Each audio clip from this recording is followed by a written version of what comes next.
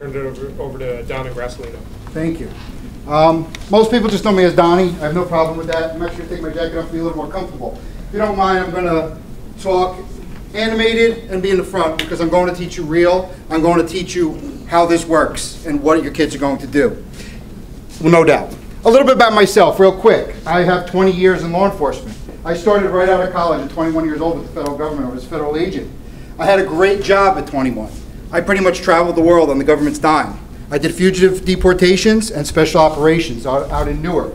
I've been all over. I've been to Trinidad, Venezuela, Spain, Germany, Hong Kong, Indonesia, Singapore. I've been all over the world. I did that for about 3 years, came back home and I'm a Bergen County boy, went to St. Joe's, born and raised in Elmwood Park. I had the opportunity to work for the prosecutor's office. I wanted to work something in narcotics. For the past 17 years, I've been dipped in and out of narcotics in some way or another. I've worked undercover here in Bergen County. I've done 5 years with the DEA. My current assignment is with the FBI and the Violent Crimes Task Force. I'm also a college professor. The reason I talk about myself and what I've done has nothing to do with why I'm here. You're going to listen to me because I am a father with 2 young girls. I have a nephew who does not have a mother because of opiate and heroin abuse. I lost my college and high school best friend from opiate abuse, and I am scared to death. Over the past several years, I've handed out more hugs to young people than put cuffs on because I care, I'm passionate, and I want this to end. But I do not see an end. So I'm here to teach. I'm here to lecture, whomever is willing to listen. I've done hundreds of the parents throughout the county. This by far is the best turnout I've ever seen. You should be proud of yourselves. And even if only 5 of you came, I would still do the exact same presentation. I'm going to teach you how they get it, why they get it, where it starts, and how to conquer it the best you can. The narcotic climate today is many. We have marijuana. We have the DAT, LSD, acid, Molly, which is the pure form of ecstasy, methamphetamine, all different types of marijuana, crack, cocaine. What we teach these kids, and what I teach these kids, is these choices will diminish your life. When you make these choices, you're not living up to your full potential. Any of these choices, no matter what it is. But what I do teach further is if you make the choice of opiates and heroin, you are at that point ending your life. Without a doubt. Heroin and opiate are cousin drugs. They're made from the same plant. So the little pill you get for pain from a doctor comes from the same plant we make heroin from. None of it is grown in the United States. It's grown in Colombia and Afghanistan and in Mexico. All of it is imported into the US. This drug affects everybody. People I've dealt with are doctors, doctors' children, cops, cops' children, judges, judges' children, lawyers, lawyers' children. It does not matter. There is nobody immune to it.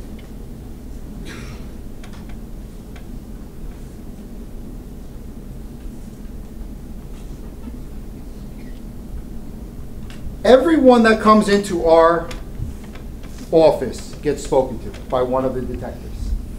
Almost 100% of the time, there are 2 pathways to beginning this addiction. First, you have a legitimate injury. You go to the doctor. They're prescribed an opiate-based pain medication.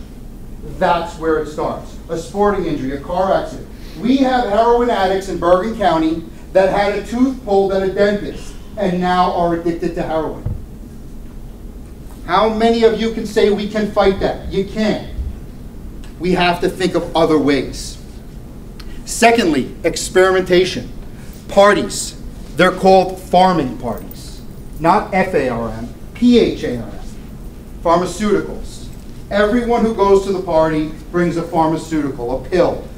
There's a big bowl. Everybody adds to the bowl, and throughout the night, you take one of those pills. It could be anything. These are the farming parties from our friends, family members. It's such a lonely drug, as Gail said. But it's so lonely you want others to come into your world. One of the most heart-wrenching is boyfriend-girlfriend. How many young girls, 15, 16, 17 years old, sat in front of me, and their story began, I didn't do anything. I didn't even smoke weed. I didn't drink alcohol. But my boyfriend was addicted to pills, and I loved him. So at first, I would give him money. And then he ran out of money. So I'd give him more money. And then one time he said to me, we can't truly love each other unless we use this together. And therefore, I tried a pill. And then we started using heroin.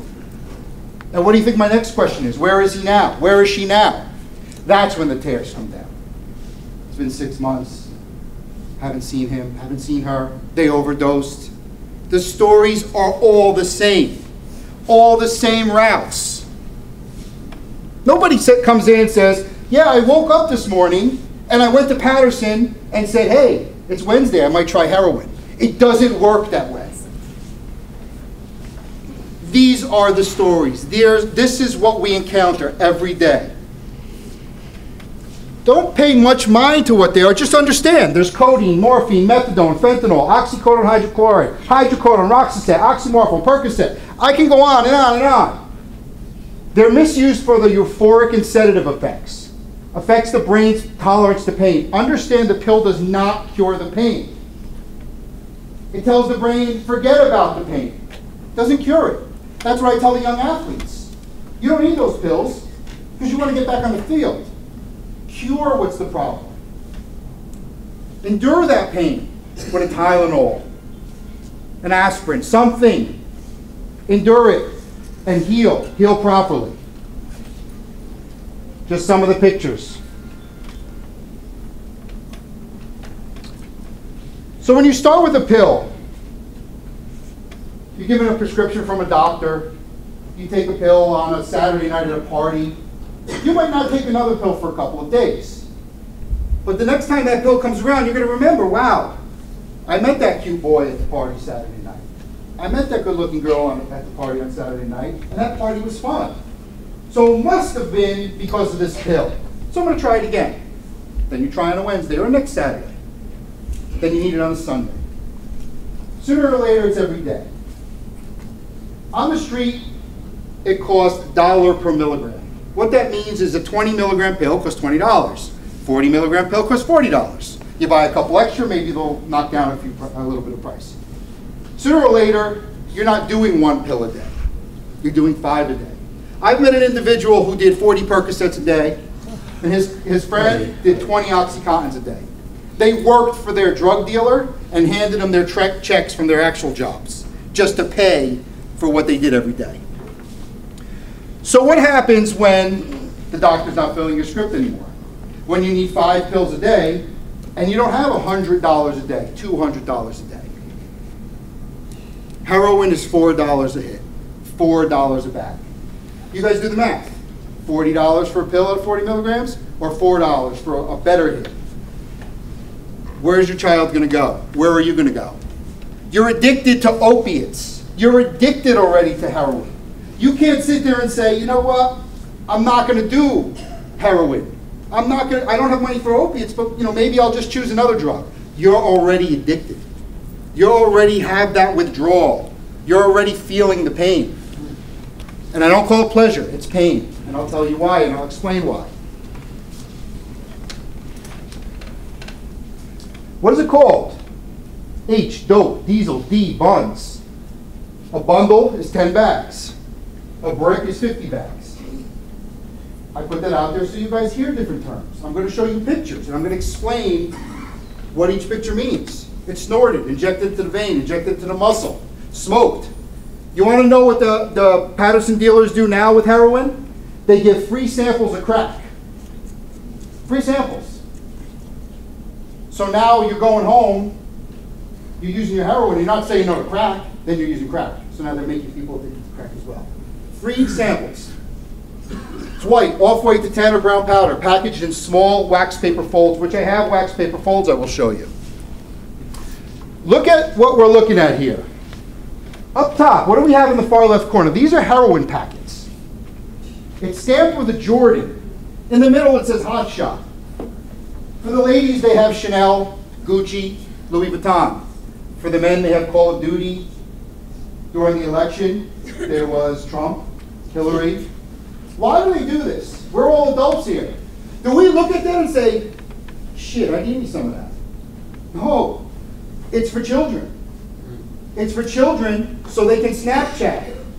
Oh, that Jordan the other night was really good. And you're thinking, wow, my kid's wants a new pair of Jordans. I better save $200 for them. No, it's so they can talk about it without you understanding. Yo, did you get that new Call of Duty the other day? Yeah, that shit is real good. No, they're not talking about the game. They're talking about what they're using. Each small wax paper fold of heroin has 0.01 or 0.02 of a gram of the drug. To equate what 1 gram of something is, look at a little sugar packet. That's 1 gram. 1 hit of heroin is 0.01 or 0.02 of that for $4. For $4, that little amount of drug will kill you. I've opened up heroin packets myself, because when we seize them, we have to look through. I can barely see where the granules are. But you better believe an addict will find every single one of those. Methods of hiding. Look for things where you can put anything inside. Anything with natural voids. This is a candle. That's my hand, pre-tattoos. Long time ago. Look at the bottom. Open it up. It's a real candle. You can fit as much as you want in there. Simple things. Shaving cream cans. We all know these as kids. That's where they're hiding their stuff now. As Gail said, Build-A-Bear. The seam cut out. Anything to make it look as simple as possible from you. For you to say, no way is that cute little cuddly Build-A-Bear holding my son's heroin. No way is that candle that's actually burning every night holding their heroin. Nope. Look. The difference between heroin and opiate abuse and other drugs is that you don't chase the high. You chase this, withdrawal symptoms. What a user will describe withdrawal symptoms as is having the flu times 10. Everyone here has had the flu? Okay, so if I said to you, you're going to get the flu times 10 unless you take this magical powder every 8 hours, every day, would you do it? What happens is you're not chasing the high. Every 6 to 8 hours, every day, you feel sweating, anxiety, malaise, depression, insomnia, cold sweats and chills, severe muscle and body aches, nausea, vomiting, diarrhea, cramps, watery eyes, fever, involuntary limb movement. Every day, every couple hours, unless you use that drug. To be quite honest with you, and I am a very frank person, I would rather speak to an individual after I arrest them high. Because this happens instantly. They'll start throwing up on you, shaking, sweating. They can't speak to you. And I've seen it hundreds of times.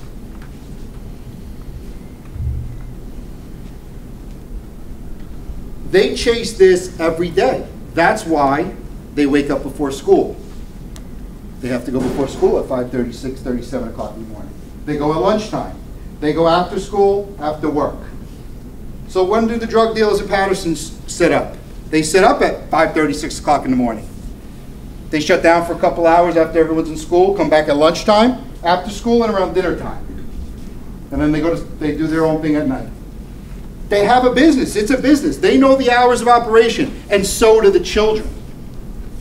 Because their bodies cannot adjust to it. They need to chase this daily.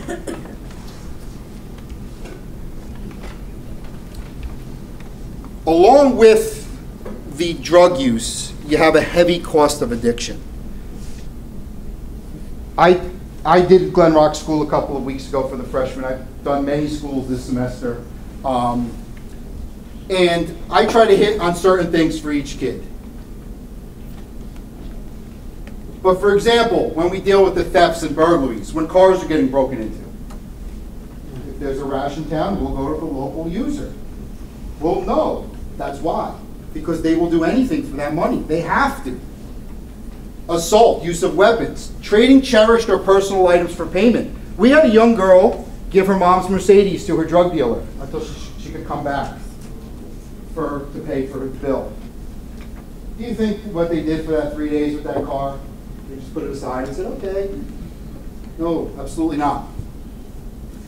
The young females, I'd say close to 90% trade sex for payment on the street of Paris. And that is one question we ask everyone. Betraying loved ones, violent encounters. Appearance and decline of hygiene is big for your kids. And that's what I hit hard, and I show pictures, and I want to explain to them. Girls cannot dye their hair. Burns the scalp. So sensitive. Brushing your teeth hurts, your gums hurt. Overdose and death. Now, one thing we talked about a little bit earlier is Narcan. Narcan is an excellent drug. The mind of a heroin addict works a little bit different than most, though. And this is my caveat with Narcan. If you choose to keep it in your home, what they choose to do is know that you have Narcan, and they choose to challenge themselves with their high. And what that means is the best high for a heroin user is to hover above overdose and death. They want to bring themselves to that point. That's where they feel the best. So their mentality is, my parents have Narcan. The police have Narcan. EMS has Narcan. They have to save me. They love me. They have to save me. So they challenge it even further. And that's my one caveat. It's a wonderful drug, but the mentality of a user is different. So if you do have it, maybe don't allow them to know you have it. But there's nothing wrong with that drug whatsoever, except their mentality is a lot different than all of ours.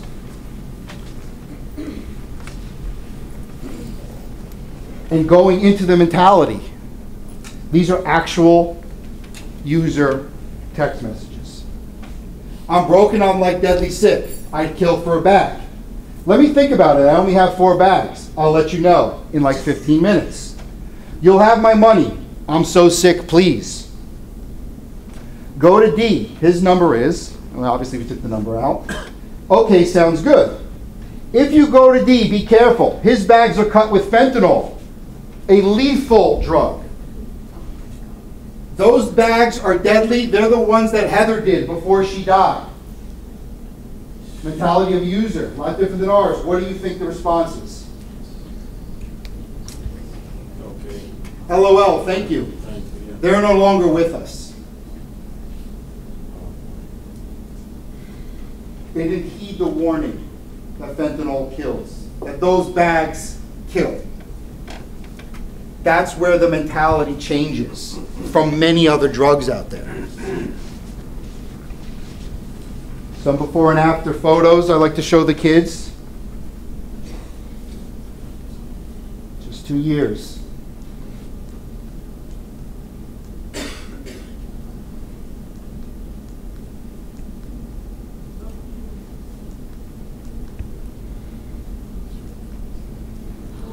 Oh my. This is how we found her. Her story is the day before she went into Patterson to buy heroin. She was beaten and raped. What do you think she did? She went home. She was robbed from her money, got more money, came back with her young daughter to buy more heroin. Didn't go to the police, didn't tell anybody, but needed her heroin. And that's the before and after picture.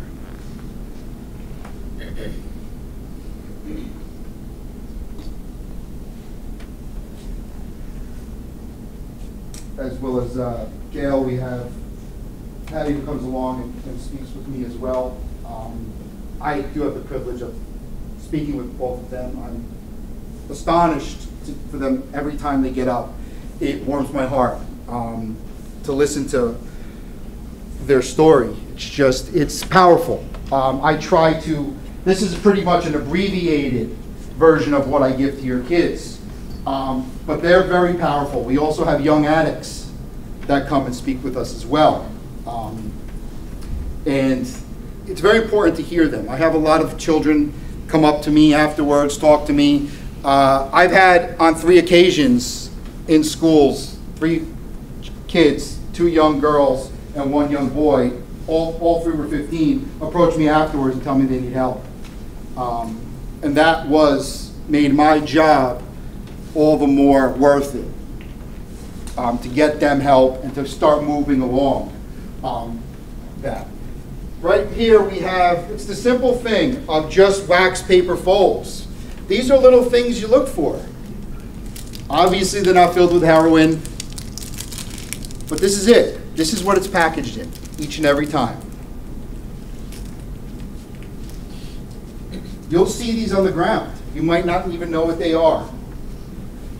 I'm going to close off with if I can get it up, I don't know if I don't have much of service in here. It's called the Ode to Heroin. I did not write it. I don't think I'm going to be able to get it.